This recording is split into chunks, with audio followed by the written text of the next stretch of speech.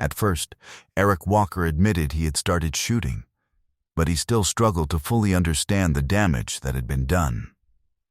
Sitting across from detectives, the 22-year-old faced questions about a tragic and shocking crime that quickly turned deadly. Investigators told Eric that several people had been seriously hurt and 2 victims had lost their lives. The incident happened on November 22, 2022, around 6:46 in the morning, when deputies in Palm Beach County responded to reports of gunfire on Sneed Circle. When officers arrived at the scene, they spotted a man who matched the description witnesses had given of the shooter. According to multiple callers, that person was Eric Walker. He was immediately taken into custody and later brought in for questioning by detectives. How are you? You okay? All right. So I want to talk to you about what happened today, but I also want to make sure that you understand your constitutional warnings. Okay, you have the right to remain silent and not answer any questions. You understand that? You do? You mind just saying yes, because I don't want to interpret your nodding as a no. Yeah. You still have handcuffs on here. I want you to sign that, just stating that I read that to you. Here, take those off. You're not going to get crazy or nothing, right? Nah. Not going to try to fight me, nothing like that? Mm. All right, here, look, you got it? All right. You can have a seat. Yeah, just go ahead and sign. I'm just going to say that to you. Eric read his Miranda rights, and he was ready to talk. So, can you tell me what happened today? Well, I'll start from, Sure. Previously, I've been with my fiance for 7 years. Okay. Basically, we had a little disagreement, and, I slept in my car a day or two. I told her, we can work it out. I'm going to come back and, spend time with her and stuff like that. Sure. I planned a nice dinner. I took her to dinner last night. Okay. I spent a lot of money. Spent $180 on dinner last night. And I got home, and something was just off. I felt that it was off. And when she went to sleep, I went through her phone, and I found that she was, cheating on me. So I confronted her about it. I said, it hurts because I've been loyal for 7 years and I've never cheated, and this hurts. And I got mad. I started punching the TV. I smashed the TV. I went outside. Her peoples were being really like hostile to me. So, I let the anger get the best of me. I grabbed my bat. I smashed her car, her windows and stuff like that. That happened. Then I was gonna turn myself in last night, but I felt really sick, so I waited till this morning. I went this morning to the gun club and tried to turn myself in. They said there was nothing in the system, so I went over there. I needed my nausea medicine and stuff. I went over there. I was trying to be nice. They were all outside ganged up, and I was trying to be nice. I said, I'm just here for my medicine, and I'm sorry, it got the best of me last night, and I apologize for all this. And her mom had a bat, she walked up to my car with the bat, and her mom... Eric explained the events leading up to the incident while speaking with detectives. According to him, the trouble began the night before, after he discovered deleted messages on a woman's phone. What started as an argument quickly became heated and turned into a physical confrontation. He admitted that during the chaos, several items were damaged, including a television, and he also struck a car with a baseball bat. After leaving the scene, Eric said he spent the rest of the night sleeping inside his vehicle. At one point, he even attempted to surrender himself to authorities, but because there were no active warrants connected to him at the time, officers were unable to take him into custody, and he was sent away.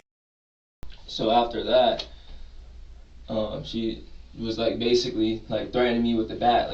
She had it in her hand, swinging it and stuff. She was gonna beat me up with the bat. So I tried to get out and try to go get my medicine, and she was trying to threaten me and stuff. And she's a big woman. She's probably your size. You've probably seen her, but I had my gun, and I felt really scared and I felt threatened. And after that, all I remember is like everything going down. I don't know like really exactly, but you know, it was just like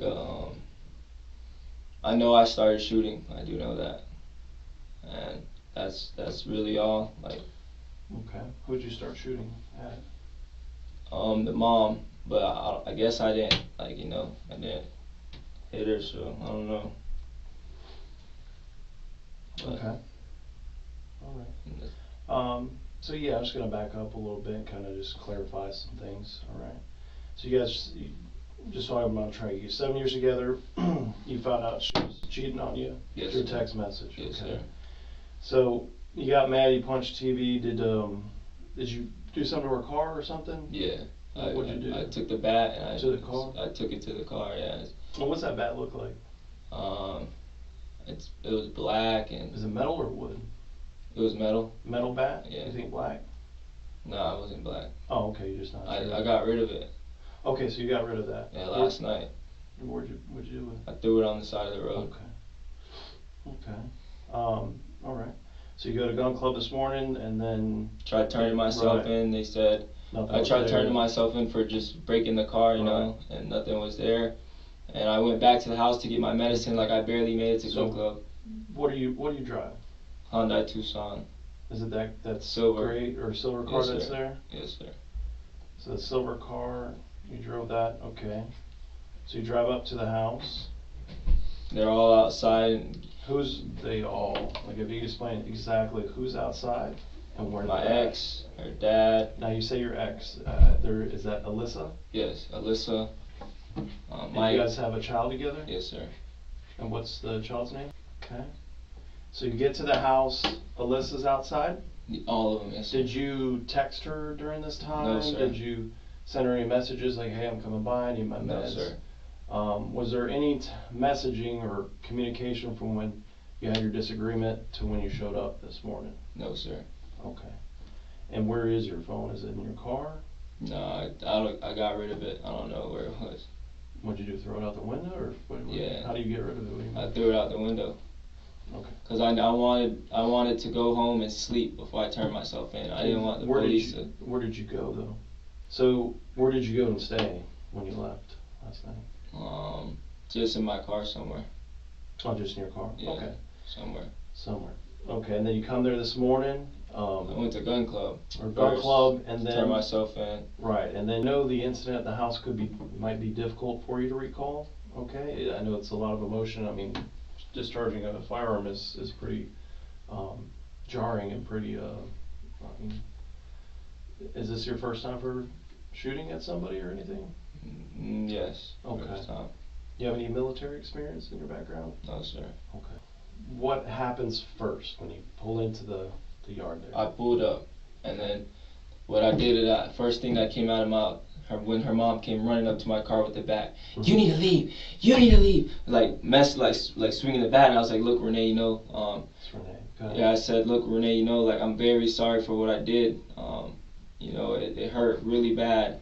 You know, what your daughter did to me, and she was just like, oh, why'd you do it? Why'd you do it? Why'd you do it? I just need my, I apologized, and I said, I just need my nauseous medicine. I feel like crap, you know. And she just wouldn't let me do anything. Then I got out the car to, you know. And she holding this bat? She had the bat in her hand. She kept saying, you're going to jail. You're going to jail. And I said, I just tried to turn myself in. I said, can you guys just call the police? And you know, she just wasn't having it. And then. Okay, and then what happens? Did you get out of the car? Yeah, I got out the car, and she was like, you know, pressuring me with the bat. So I grabbed my firearm, and you know. Where do you keep your firearm? On the floorboard. What caliber? 9mm. Okay. I started shooting. Okay. So you start shooting at who? Renee? I was just shooting towards the door, really, cause. Towards the door. Yeah. What was at the door? Renee, well, all of them went inside first. Jean and all of them went inside, and then Renee was like threatening me, and then she walked off, and that's when I started shooting. Okay, so, and maybe I'm not understanding. So you're in the car, you get out. They start going back in once you get out. to the house? Not Renee. Okay, so Renee stays out, but everybody else is inside? Yeah. Okay. And you start shooting at that time? Yes, sir. I don't want to put words in your mouth. Well, tell me why you start shooting at that time. Because I was scared. Scared. Eric later returned to the house, but the situation quickly became tense. According to his statement, his wife and members of her family did not want him there, and he claimed he felt intimidated during the confrontation. He said he then reached into his car, grabbed a handgun, and began firing toward the front entrance of the home. The violence continued after he went inside, where he admitted he kept shooting and lost track of how many rounds were fired. After everything happened, Eric walked back outside, placed the weapon near the end of the driveway, sat inside his car, and waited for officers to arrive. When deputies reached the scene, they recovered a Springfield 9 Mir handgun lying on the ground nearby. Inside the home, investigators discovered a heartbreaking and tragic scene. Nobody else had any weapons, nothing like, nobody had a gun, nobody had knives, nothing like that. And then you go inside and shoot again inside. That's what I'm trying to ask you. What was the reason for going inside and shooting? If you could explain I really don't know. I guess I blacked out and I just kept shooting the gun. Like that's I really can't tell you. You know, like I did not want to. I didn't want to do it. I didn't want to hurt anybody. I didn't want to do any of that. Okay. You know, I don't know. I don't know. Okay. You hurt some people today, man. You killed 2 people today, and you hurt 2 others. Okay. Michael's deceased, and Alyssa's deceased.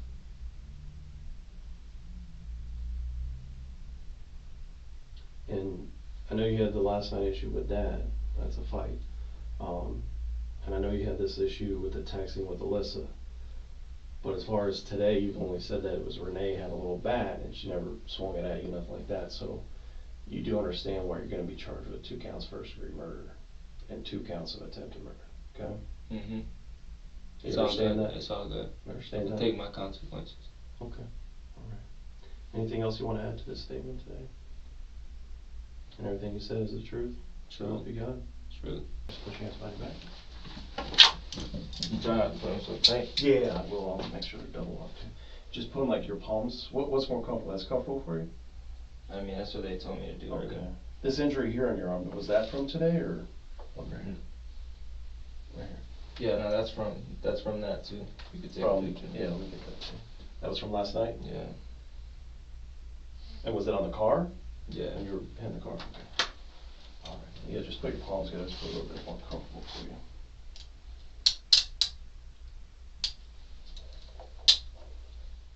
The incident ended in tragedy, with 2 people losing their lives.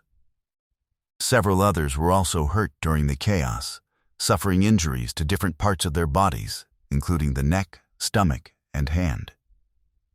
A 1-year-old child was inside the house at the time, but thankfully the child was not physically harmed.